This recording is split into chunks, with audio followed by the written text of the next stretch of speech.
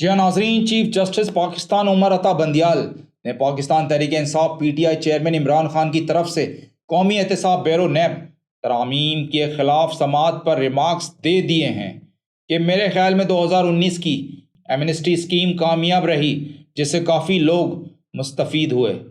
Supreme court میں عمران خان کی NAB ترامیم کے خلاف درخواست پر chief justice Pakistan justice Umar Ata Bandial کی زیر سربراہی 3 رکنی خصوصی بینچ نے مقدمے کی سماعت کی۔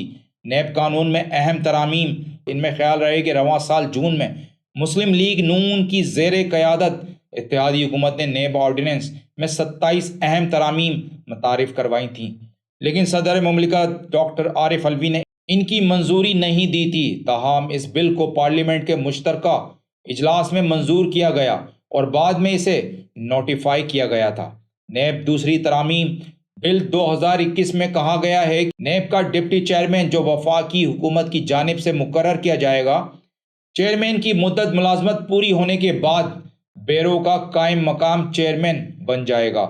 بل میں چیئرمین نیب اور بیورو کے پروسیکیوٹر جنرل کی 4 سال کی مدت بھی کم کر کے 3 سال کر دی گئی ہے۔